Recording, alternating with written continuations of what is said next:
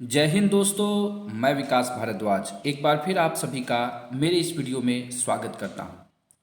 आज के इस वीडियो में हम लोग अंडर रूल 70 में आईपीएफ सिलेक्शन के लिए जो एग्ज़ाम हुआ था 13 नवंबर 2021 को, उसके पेपर का डिस्कशन करेंगे। देखेंगे कि उस पेपर में क्या कुछ सवाल पूछे गए थे। इस पेपर डिस्कशन का एक और फ़ायदा होगा कि आने वाले एएसआई एग्ज़ाम जो अंडर रूल 70 के तहत कंडक्ट किए जाने हैं, हेड कांस्टेबल टू एएसआई, उसमें ऐसे ही प्रश्नों को रहने की संभावना है और इसी प्रकार के प्रश्न आपको आएंगे। एक तरह से इसे गाइड मान करके आप अपने तैयारी को चेक कर लीजिए अगर आप तैयार हैं, और अगर आपकी तैयारी नहीं हो पाई है तो अपने तैयारी को इसी अनुसार ढाल लें ताकि आप आसानी से उस एग्ज़ाम को क्रैक कर पाए। मेरा बस एक ही मकसद है, कम समय में एक ऐसे कंटेंट को प्रोवाइड करना जो कि आपके लिए एग्ज़ाम के लिए काफ़ी फ्रूटफुल हो। तो काफ़ी आसान सवाल, डायरेक्ट सवालों का भंडार रहेगा आपके एग्ज़ाम में, जो कि हेड कांस्टेबल से एएसआई का एग्ज़ाम होने वाला है। बहुत लोगों के कमेंट आए, बहुत लोगों से जिज्ञासा भी की और मुझसे पूछताछ भी की किस तरह के सवाल आएंगे। तो उनके लिए यह वीडियो काफ़ी सुकून देगा और मैं बताना चाहता हूं कि रूल 70 के तहत आपको डायरेक्ट सवाल बहुत सारे दिखेंगे जो कि काफ़ी आसान प्रकृति के होंगे और आप उसे आसानी से हल भी कर लेंगे। चलिए देखते हैं। जो पहला सवाल था वो आपको रीजनिंग का यहाँ दिख रहा है कि 15, 20, 30 डैश 65। तो इसमें जो क्वेश्चन मार्क है वहाँ पर कौन सा इसमें से सही ऑप्शन आने वाला है। तो मैंने पहले भी कहा है कि अगर आप रूल 70 से एग्ज़ाम दे रहे हैं या 72 एएसआई दे रहे हैं तो आपके पास 100 प्रश्न रहते हैं। 100 प्रश्नों में से आपको 80 प्रश्नों को हल करना है। तो आप उस तरह से प्रकृतिवाज जो है क्वेश्चन को सेलेक्ट कर सकते हैं। अगर आपको रीजनिंग आती है तो आप रीजनिंग बनाइए, नहीं तो रीजनिंग के सवाल छोड़ भी सकते हैं। वैसे इस सवाल का जो सही उत्तर है वो है 45। कैसे? तो मैं आपको एक सवाल हल करके दिखा देता हूँ। 15 में जब आप 5 जोड़ते हैं तो हो जाता है 20। उसके बाद जो है 20 में जब आप 10 जोड़ते हैं तो हो जाता है 30। और 30 में अब आपको क्या जोड़ना है जो कि यहाँ पर आ जाए, और फिर उसके बाद जो है कितना जोड़ा जाए उस संख्या में जो यहाँ आएगा, ताकि जो है ये 65 हो जाए। तो आप देखिए यहाँ 5 है, यहाँ 10 है, तो अगर यहाँ हम 15 जोड़ देते हैं तो ये 45 हो जाता है। और फिर यहाँ पर 45 में हम क्या जोड़ेंगे, 5 जोड़ के 20 जोड़ेंगे तो हो जाता है 65। इस तरह से हमारा ये सीरीज जो है 5, 10, 15 और 20 ये सही बैठ जाता है और 45 हमारा उत्तर आ जाता है। नंबर सीरीज का यह सवाल था। आगे जो है रीजनिंग के सवाल को डिस्कस हम नहीं करने वाले हैं इसमें।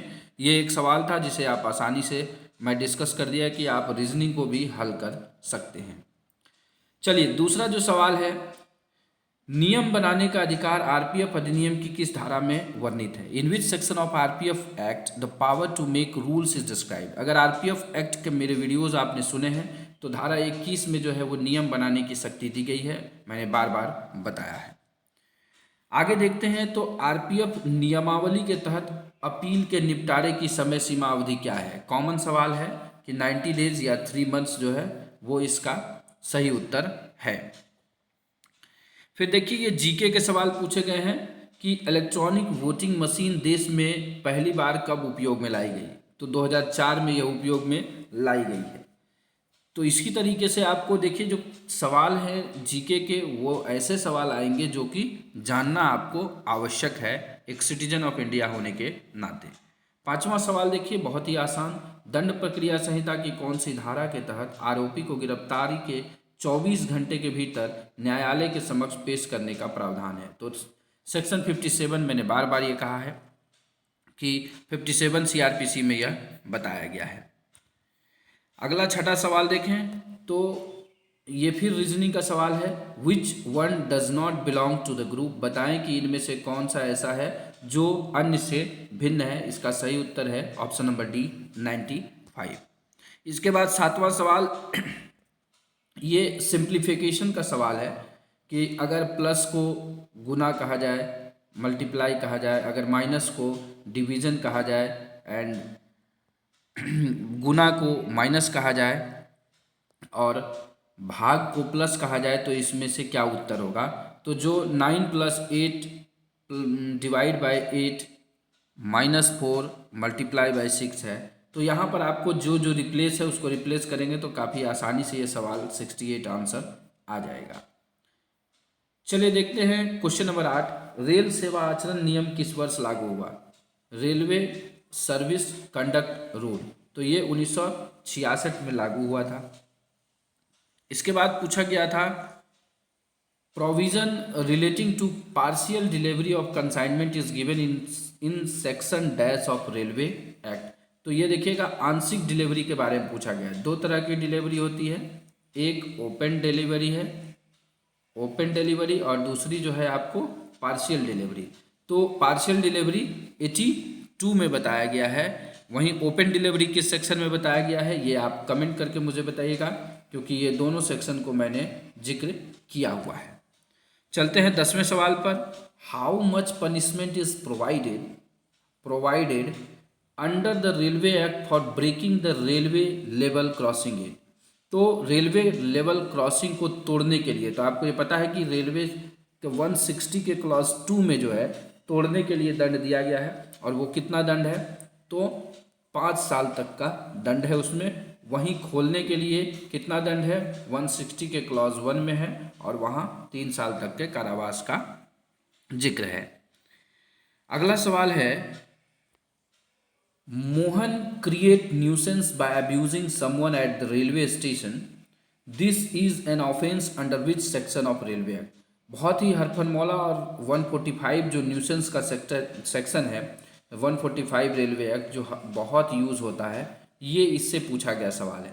तो इस तरीके से आप इन सवालों की प्रकृति से ये समझ सकते हैं कि जो कुछ सेक्शन बहुत ज़्यादा उपयोग में आते हैं आपके रोज़मर्रा के काम में, वो आपसे पूछा जा सकता है। हो सकता है 145 यहाँ पूछा है, आपसे 144 पूछ दे हॉकिंग एंड बेगिंग के बारे में।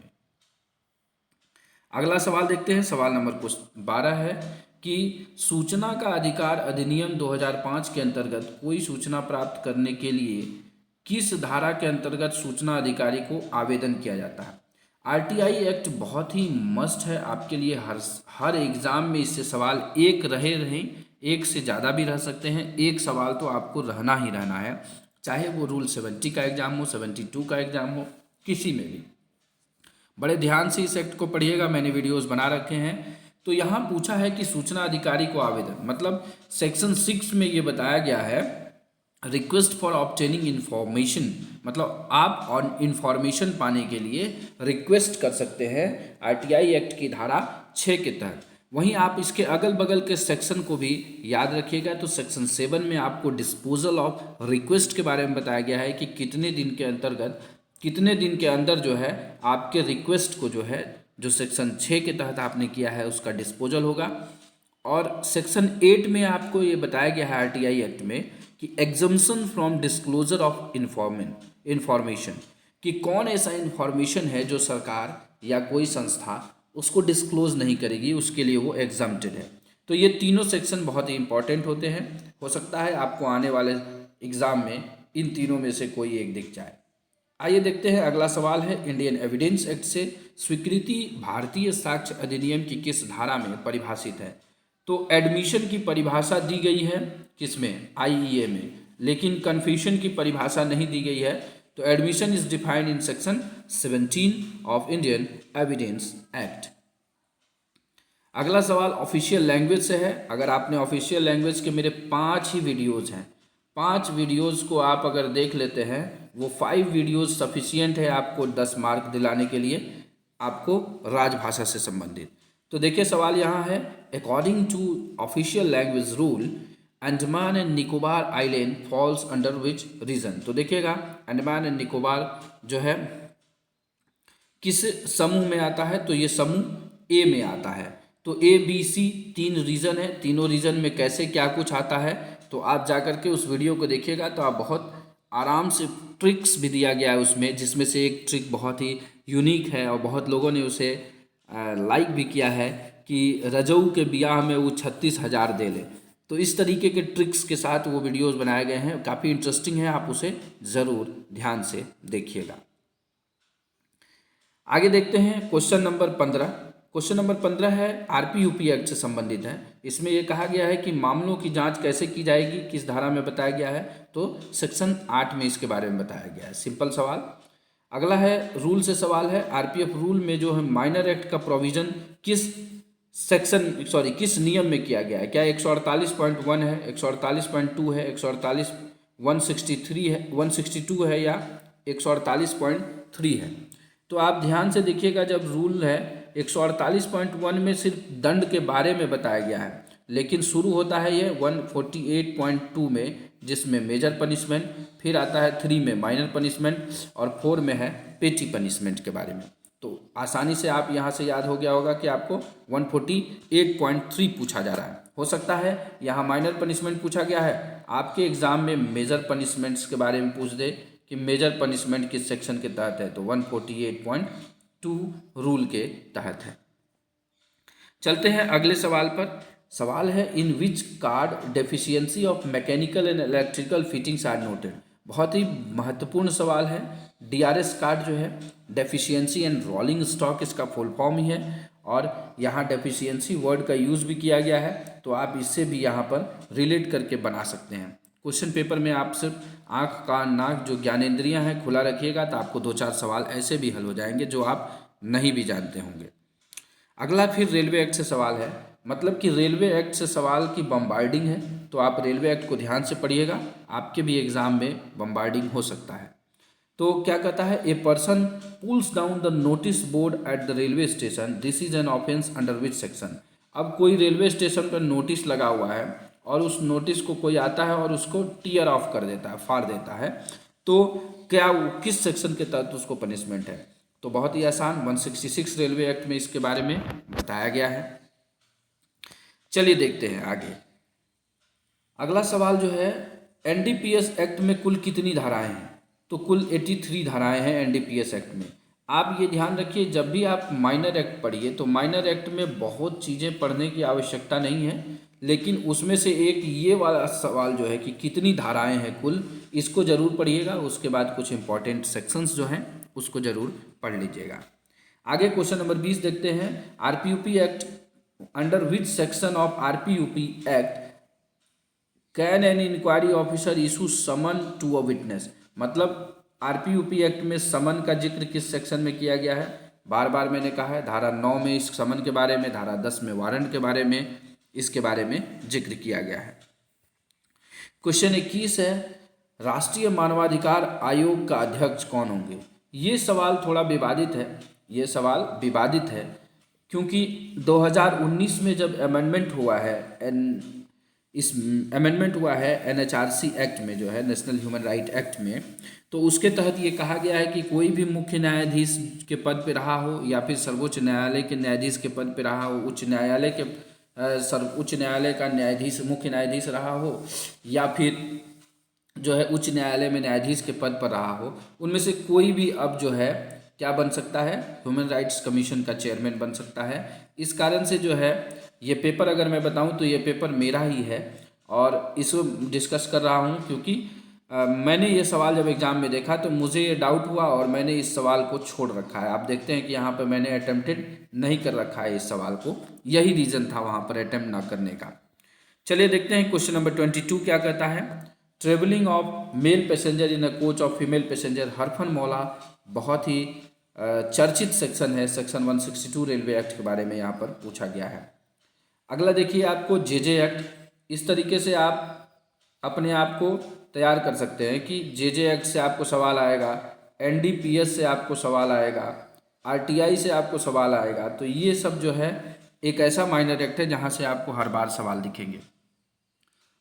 पूछा गया है under which section of juvenile justice care and protection of children act 2015 in juvenile justice board constituted, जो किशोर न्याय बोर्ड है उसका गठन किस धारा के तहत किया जाता है?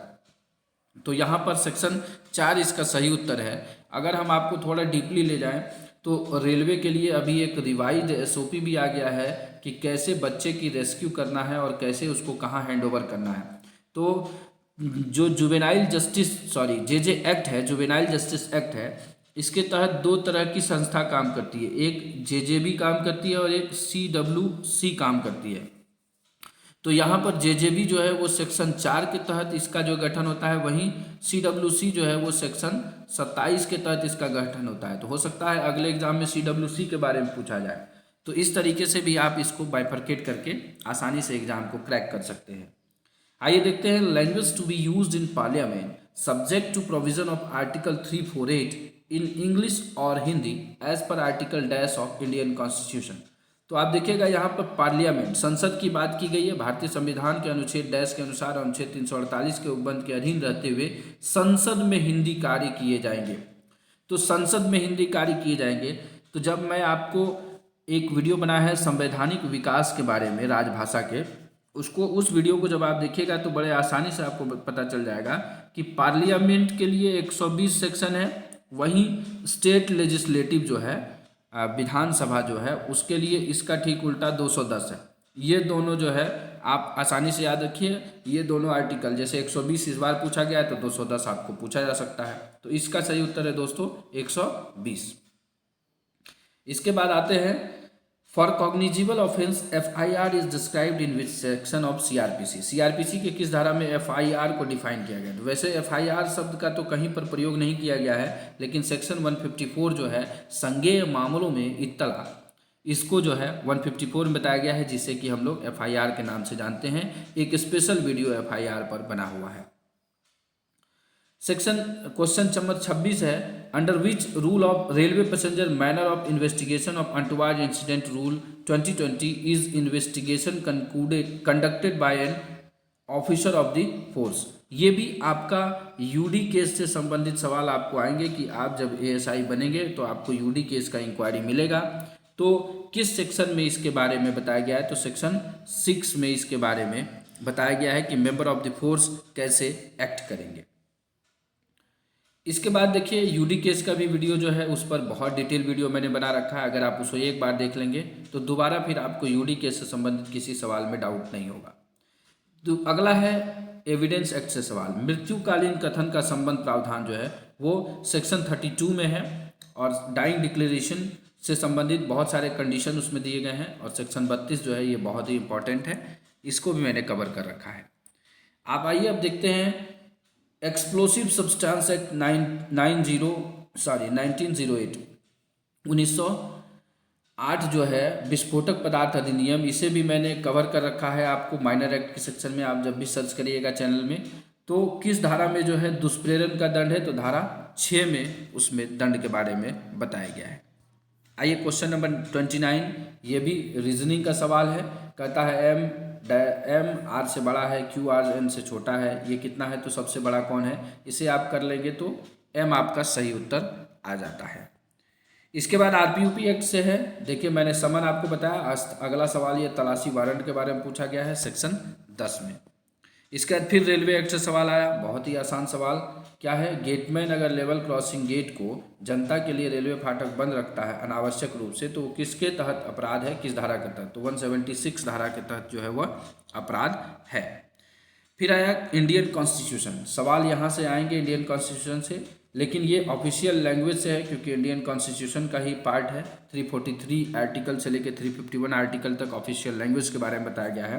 और ये पूछा गया है कि भारत के संविधान के अनुसार संघ की राजभाषा हिंदी तथा लिपि क्या है, तो हिंदी है और लिपि उसकी देवनागरी है। 343(1) में इसे बताया गया है आर्टिकल में।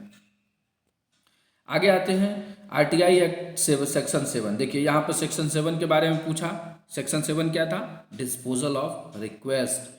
तो RTI एक्ट की धारा 7 के अनुसार मांगी गई सूचना कितने दिनों के भीतर सूचना अधिकारी द्वारा आवेदनकर्ता को उपलब्ध कराई जानी चाहिए, तो ये 30 दिन के भीतर उपलब्ध करा दी जानी चाहिए।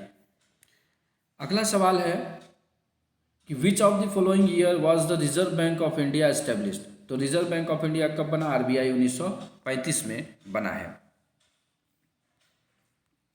चलिए अगला सवाल है RPF नियम से संबंधित कि RPF नियमावली के किस नियम में नामांकित बल सदस्यों के सामान्य शक्तियों और कार्यों का वर्णन है। जनरल पावर ऑफ क्या है, enrolled member of the force. तो ये सेक्शन 41 जो कि RPF एक्ट की धारा आरपीएफ एक्ट की धारा किससे 11 से मेल खाता है? कौन सा? 41.1 जो है वो इसमें आता है। उसके बाद 41.2 में जो है कुछ स्पेशल जगहों पर क्या कुछ काम करना है बल के नामांकित सदस्य को, उसके बारे में भी बताया गया है। आइए देखते हैं क्वेश्चन नंबर 36 कि राजभाषा नियम कब बना? तो 1976 में बना। एकदम डायरेक्ट सवाल, और ऐसे ही सवाल आपको दिखेंगे रूल 70 हेड कांस्टेबल से एएसआई के लिए भी। 37 नंबर सवाल है, if a person illegally keeps a prohibited arms in his position then it is punishable offence under which section of arms act 1959? Arms act पर मैंने वीडियो नहीं बना रखा है, जो मैं नहीं किया हूँ उसको मैं खुलेआम बोलता हूँ। आर्म्स एक्ट 1959 पर भी वीडियो आपके लिए आ जाएगा। वैसे सेक्शन 25 में जो है मोस्ट प्रोबेबली इसमें पनिशमेंट है। जो भी इंपॉर्टेंट सेक्शन है उसको डिस्कस कर दिया जाएगा, आपको आगे ये वीडियो मिल जाएगा। आगे चलते हैं। Pay of maximum how many days can be impose as fine to member of the force as petty punishment? मतलब अगर पेटी पनिशमेंट छोटी मोटी सजा दी जाती है, उसमें बल सदस्यों की मैक्सिमम जो है पेमेंट कितना कट हो सकता है, तो उसमें मैक्सिमम 7 दिन के बारे में जिक्र है।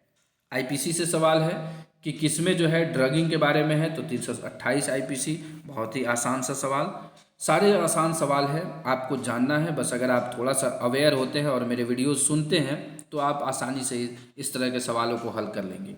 ट्रेस पासिंग बहुत ही हरफनमौला सेक्शन है रेलवे एक्ट का, किसमें है? 147 में।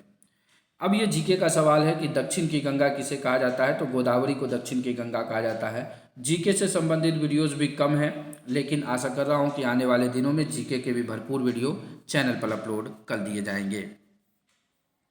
फिर आइए question number 42, replace the question mark. ये भी आपको क्या है, ये भी रीजनिंग के सवाल है कि ब्यूटिशियन पार्लर में रहता है तो मैकेनिक कहाँ रहेगा, तो मैकेनिक गैरेज में रहता है। आइए देखते हैं, what is the maximum limit of CCL child care leave admissible to a women employ? एक महिला कर्मचारी को अधिकतम कितने दिन का सीसीएल मिल सकता है? 730 दिन का। एक सवाल यहाँ से बन सकता है कि मिनिमम सीसीएल जो है कितना ग्रांट होता है, ये सवाल आपको आगे मिल सकता है। मिनिमम सीसीएल जो है 15 दिन से कम का नहीं होता है। मतलब सीसीएल अगर आपको लेना है तो वो 15 दिन या उससे ऊपर का होगा, और मैक्सिमम वो 730 डेज का है, और मिनिमम जो है 15 डेज का ग्रांट होता है। चलिए देखते हैं 44 नंबर सवाल। 44 सवाल भी आपका क्या है, रीजनिंग से सवाल है। अगला चलते हैं 45 में। 45 है, in which RPF rule the responsibility of member of the force during suspension is given? बहुत बार मैंने चर्चा किया, 143 में दिया गया है बल सदस्यों के निलंबन के दौरान दायित्व। आप मुझे कमेंट करके बताइएगा कि यही चीज़ जो है आरपीएफ एक्ट की किस धारा में बताया गया है। इस तरह से कंपैरेटिवली आप पढ़ेंगे तो बहुत आसानी से आपको सारी चीज़ें याद रहेगी। सीआरपीसी का सवाल है, ये पूछा गया है कि दंड प्रक्रिया संहिता की कौन सी धारा के तहत असंज्ञेय अपराध की सूचना, असंज्ञेय अपराध की सूचना, संज्ञेय नहीं असंज्ञेय, तो 155 में। क्वेश्चन ध्यान से पढ़िएगा, ऐसे भी आपको फंसाया जा सकता है। राजभाषा से है कि संविधान की किस अनुसूची में भाषाओं के उल्लेख है? Languages are mentioned in which schedule of constitution of India?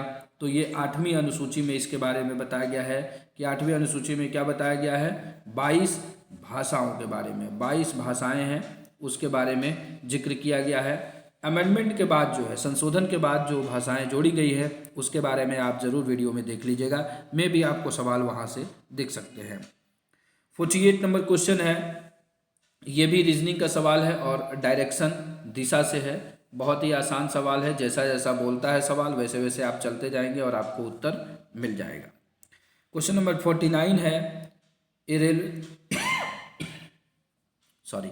A railway servant is found in a state of intoxication while on duty।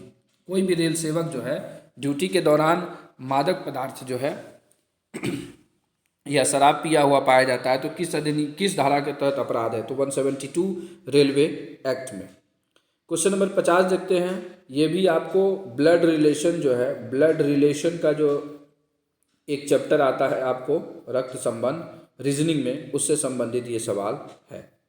इसके बाद आरपीएफ रूल्स है कि गोपनीय रिपोर्ट, कॉन्फिडेंशियल रिपोर्ट किस नियम के तहत दिया जाता है, तो नियम 108 के तहत दिया जाता है।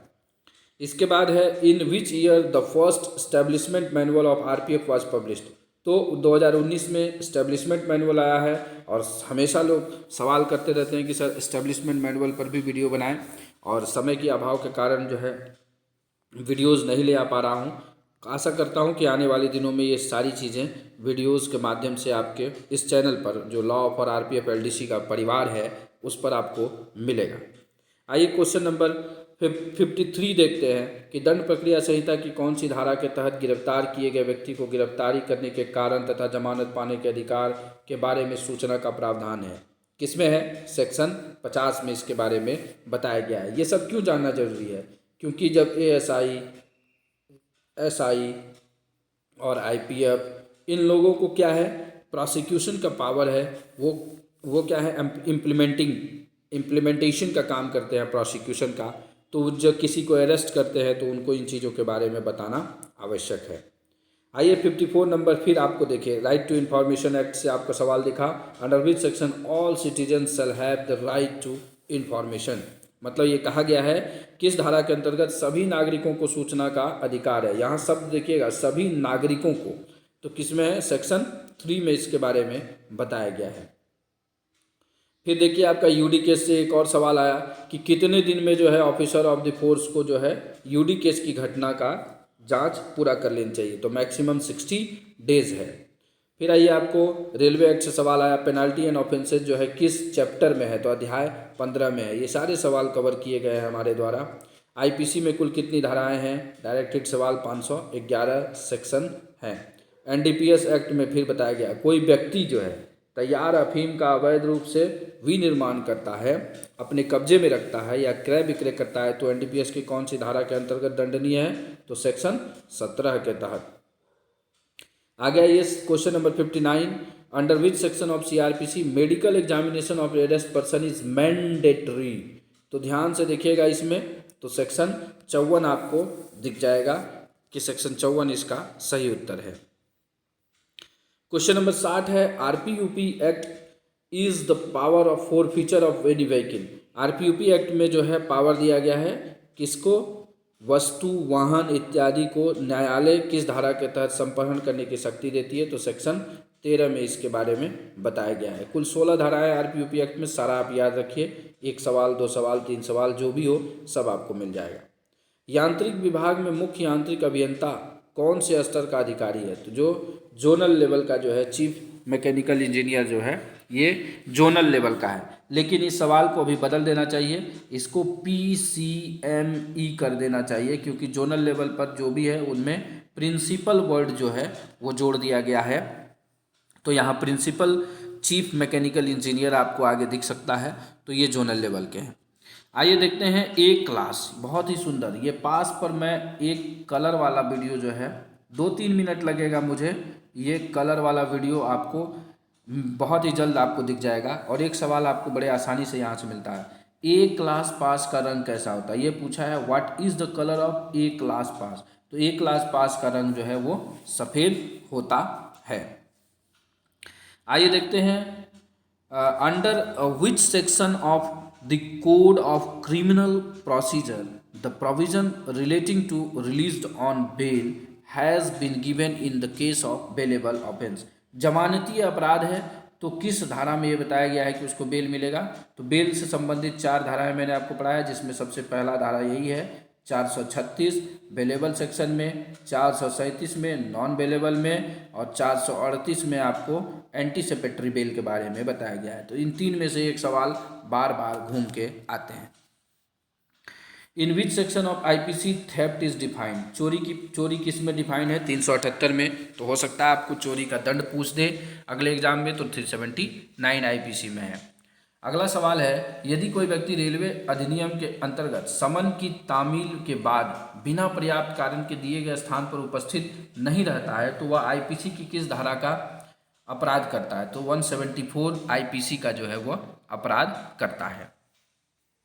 आगे आते हैं, the provision relating to official language are given in which part of the constitution of India. राजभाषा से संबंधित प्रावधान जो है भारत के संविधान के किस भाग में है? तो भाग 17 में 343 से 351 तक। क्वेश्चन नंबर 67 है, a person removes fish plate of a railway track. जो फिश प्लेट होता है, जोड़ने का काम करता है तो पटरियों को, तो वो किस सेक्शन का अपराध करता है? रेलवे एक्ट का। तो 150 रेलवे एक्ट का जो है वह अपराध करता है। एविडेंस एक्ट से सवाल फिर आया है कि भारतीय साक्ष्य अधिनियम की कौन सी धारा के तहत पुलिस कस्टडी में दिया गया बयान न्यायालय में मान्य नहीं है? तो वो सेक्शन 25 है जिसमें ये कहा गया है। आइए देखते हैं 69 नंबर सवाल। Inquiry into RPUP act case is deemed to be a judicial proceeding within the meaning of which section of IPC. तो जब सेक्शन 9 का सब क्लॉज 4 आरपीयूपी एक्ट पढ़िएगा, उसमें लिखा है कि धारा 199 और 228 आईपीसी के तहत जो है इसे एक न्यायिक कार्यवाही माना गया है। किस लिए? तो 228 ये कहता है कि न्यायिक कार्यवाही पर बैठे व्यक्ति के या जांच अधिकारी की बेइज्जती करना दंडनीय अपराध है। वहीं 193 है झूठी गवाही के लिए दंड के बारे में। आगे है, अगला है, the restriction on deployment of force is described under which rule. मतलब बल की तैनाती पर प्रतिबंध जो है किस नियम में है? तो नियम 42 के में इसके बारे में बताया गया है। अगला सवाल जीके से है, which of the following monuments is also called as per black pagoda. Black pagoda के नाम से किसको जानते हैं? सन मंदिर, जो सन टेम्पल है कोणार्क उड़ीसा में। अगला है, which officer of the force can conduct inquiry in RPUP act cases. तो और जो है एएसआई एंड एबव जो है, एएसआई टू आईपीएफ अगर कहा जाए, वो एएसआई से ऊपर जो है, एएसआई एंड उससे एबव जो है आरपीयूपी एक्ट केस का इंक्वायरी कर सकता है।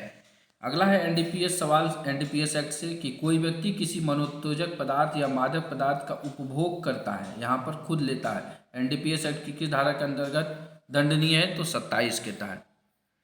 फतेहपुर सीकरी का निर्माण किसने कराया? तो अकबर ने कराया। वैसे ये हिस्ट्री का सवाल आपको लग रहा होगा, लेकिन ये हिस्ट्री नहीं है। आपको हिस्ट्री में भी एक आर्ट एंड कल्चर का जो पार्ट है, ये सवाल उससे संबंधित होता है। अगला सवाल 75 है, who is responsible for the violation of section 33 of official language act. Section 33 क्या कहता है कि कोई भी डॉक्यूमेंट जो होगा ऑफिशियल, वो दोनों भाषाओं में निकलेगा, हिंदी और अंग्रेजी में। तो अगर इसका वायलेशन होता है तो जो व्यक्ति उसे साइन कर रहा है वो इसके लिए जिम्मेदार है। उसको यह पता होना चाहिए कि ये दोनों भाषाओं में निकला है या नहीं। अगला सवाल देखिए क्या है, ये भी रीजनिंग का सवाल है। Which one does not belong to the group computer, table, अलमारी, कुर्सी। तो कंप्यूटर एक इक्विपमेंट है, बाकी सारे जो है आपके फर्नीचर्स हैं, तो इस कारण से कंप्यूटर जो है इसमें मेल नहीं खाता है। दांडी मार्च कब हुआ? गांधी जी से संबंधित 1930 में दांडी मार्च किया गया था। Under which section of CrPC the provision relating to personal search of arrested person is given. दंड प्रक्रिया संहिता कौन सी धारा में आरोपी के जमा तलाशी का प्रावधान है? तो 51 में। 51 के क्लॉज 1 में पुरुष के बारे में और 51 के क्लॉज 2 में महिला के बारे में, तलाशी के बारे में बताया गया है। 79 नंबर क्वेश्चन देखें तो आरपीयूपी एक्ट में ऑफिसर ऑफ द फोर्स जो है कहाँ डिफाइन किया गया है? तो 2C में डिफाइन किया गया है। आपसे एक कमेंट बॉक्स में सवाल है कि ऑफिसर ऑफ द फोर्स जो है इसके अंतर्गत आरपीयूपी के तहत कौन कौन आते हैं? ऑफिसर ऑफ द फोर्स में आरपीयूपी एक्ट के तहत कौन कौन से व्यक्ति या कौन कौन से अधिकारी आते हैं? क्वेश्चन नंबर 80 है, under which section of railway act provisions related to inquiry against arrested person by officer authorised is provide. तो सेक्शन 180D में। तो सेक्शन 180D और आरपीयूपी एक्ट की धारा 8 ये दोनों जो है एक ही है। आगे है आपको क्वेश्चन नंबर 81, रेल संपत्ति जो है रेलवे प्रॉपर्टी जो है आरपीयूपी एक्ट में कहाँ पर है? तो आरपीयूपी एक्ट में 2D में है। तो आप कमेंट बॉक्स में बताइएगा कि आरपीएफ एक्ट में जो है रेलवे प्रॉपर्टी कहाँ डिफाइन है। अगला सवाल है 82 नंबर कि रेलगाड़ी की छत पर यात्रा करना रेल अधिनियम की किस धारा के तहत अपराध है? तो 156। इसका ट्रिक भी मैंने बताया था आपको, कैसे? एक मतलब इंजन, सबसे आगे क्या होता है? इंजन, पाँच, पाँच मतलब होता है प से पाँच, प से पायदान, फुटबोर्ड। छ से होता है छत। तो इंजन, पायदान, छत या किसी अन्य जगहों पर जो कि रेल प्रशासन के द्वारा सफ़र के लिए नहीं बनाया गया, अगर आप वहां बैठ के सफ़र करते हैं तो आप सेक्शन 156 का रेलवे एक्ट का वायलेशन करते हैं। चलते हैं 83। प्रत्येक वर्ष हिंदी डे कब मनाया जाता है? 14 सितंबर। ये सवाल आपके एग्जाम में श्योर है कि ये आएगा ही आएगा, हेड कांस्टेबल से एएसआई में। अगला है 84। How much fine to be taken the cigarette and other tobacco protect act 2003 COTPA for smoking on any part of the railways. तो 200 रुपया जो सेक्शन 21 कोटपा एक्ट का है उसके बारे में। तो कोटपा एक्ट पर भी वीडियो बनाया हुआ है, उसको भी आप देख लीजिएगा, एक सवाल वहाँ से रहेंगे। 85 नंबर सवाल है, रेल सुरक्षा बल अधिनियम 1987 के नियम 153 के तहत अधिक से अधिक किस रैंक के अधिकारी को मित्र के रूप में रखा जाता है? जो मेजर पनिशमेंट्स है उसके इंक्वायरी के प्रोसेस में जो है SIPF तक के व्यक्ति को जो कि उसी डिवीजन का हो उसे मित्र के रूप में रखा जाता है। आगे 86 है, under which section of RPF act RPF has been declared as arm force of the union. तो ये सेक्शन 3 RPF एक्ट में बताया गया है। तो RPF एक्ट में आप डिटेल से जब पढ़ेंगे तो 3 के क्लॉज 1 में ये कहा गया है कि रेल संपत्ति की बेहतर सुरक्षा और संरक्षा के लिए केंद्र सरकार संघ का एक सशस्त्र बल रखेगी जिसका नाम रेल संरक्षण बल होगा।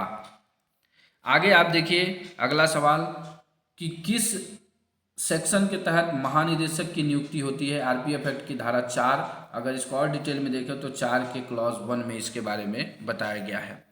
वहीं आइए, मानवाधिकार संरक्षण अधिनियम कब पारित हुआ? ह्यूमन राइट एक्ट 1993 में। अगला सवाल है कि किस मिनिस्ट्री, कौन सी मिनिस्ट्री जो है ऑफिशियल लैंग्वेज पॉलिसी को मॉनिटर करती है?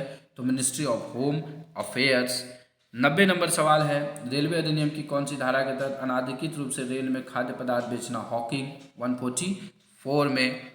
आगे है 91 नंबर की देखिए, RTI में इंफॉर्मेशन को डिफाइन किया गया है किसमें? तो आप एक शब्द याद रखिए, FIR। FIR जब आप याद रखेंगे तो इंफॉर्मेशन जो है वो F में है, इंफॉर्मेशन F में है।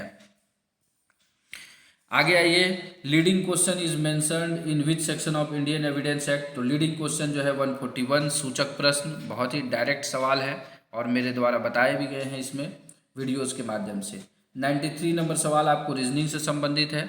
94 नंबर सवाल देखते हैं, under which section of IPC each person has right to private defence? तो 96 कहता है कि प्रत्येक व्यक्ति को व्यक्तिगत प्रतिरक्षा का अधिकार है। Every person has right to private defence. 95 number सवाल है, who presides the Lok Sabha? Lok Sabha की अध्यक्षता कौन करता है? तो लोकसभा अध्यक्ष जो लोकसभा स्पीकर है वो करता है।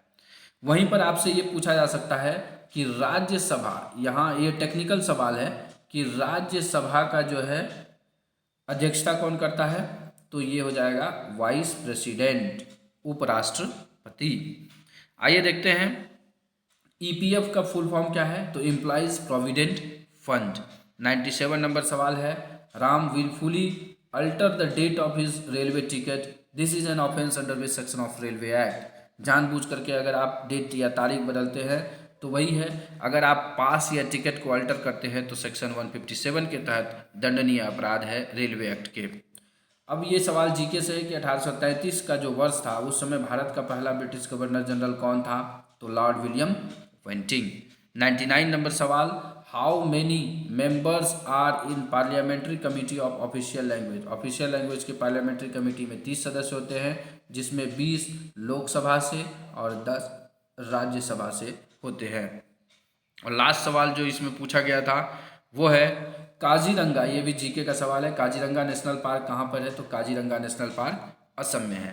तो इस तरीके से आप देखिए कि रूल 70 के तहत ये IPF SI से IPF का प्रश्न था और काफ़ी आसान प्रकृति के पूछे गए थे। ठीक इसी प्रकार से SI ASI जो है, ASI का एग्ज़ाम जो होने वाला है अंडर रूल 70 हेड कांस्टेबल से, उसमें भी ठीक इसी प्रकार से सवाल पूछे जाएंगे। और आशा करता है कि आपके लिए यह वीडियो काफ़ी लाभदायक सिद्ध होगा। अगर अच्छा लगा हो तो लाइक ज़रूर करिएगा और अपने दोस्तों के बीच शेयर करिएगा और चैनल पे पहली बार आए तो सब्सक्राइब करके ऑल बटन को ज़रूर प्रेस करिएगा ताकि मेरे द्वारा बनाए गए सारे वीडियोस आपको सबसे पहले पहुंचे। And at last, thanks for watching this video.